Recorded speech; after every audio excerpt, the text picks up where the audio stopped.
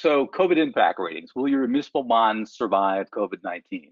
So there's the obvious expectation that states and cities are going to experience a negative economic impact. And we read about it almost every day from analysts, news media, even rating agencies, of course. But how do you know if your bond is potentially infected? And so with the rating agencies' ratings being stale currently because there's so many issuers out there that would need to be re-rated, they just can't keep up. So you can't rely so much on ratings.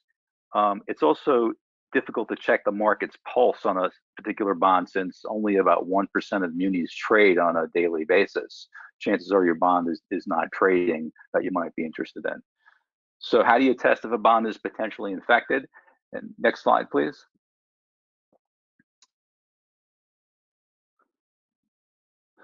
So our rating is based upon multiple factors, which again, we're reviewing across 1.3 million munis that are outstanding. So we are, much like what Unmesh was discussing, that there is a people component in this analysis, these ratings. As much as we'd like to have ratings be quantitative and algorithmic in the Bondview world, there's definitely a people component. And so we already know that there's some sectors that are affected today.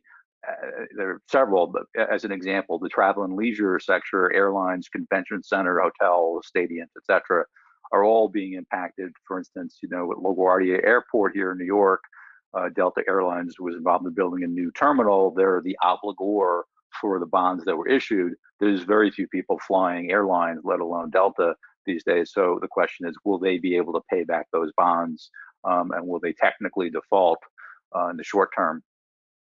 And then at the other end of the spectrum, you have nonprofits who have difficulty fundraising in the future because there's less money around, and their investments may have got impacted as well.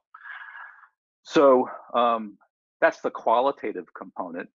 And then we're examining across 1.3 million bonds, again, the material events that have been disclosed for each and every bond, like technical defaults or indications that there's a question as to what the impact may be on COVID. There's about 6,000 issuers that have filed letters like that so far.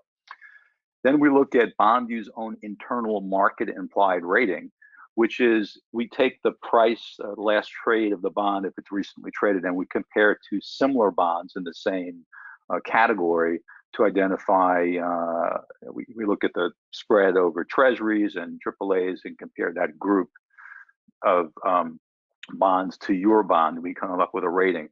Now that market implied rating is very often an early warning indicator that the marketplace senses that there's a problem with the bond. So if similar bonds are trading at par and your bond is trading at 80 or 75, and there's no rating indication as to why, or no disclosure as to why that's happening, often there's something else going on in the news maybe that just hasn't been all correlated.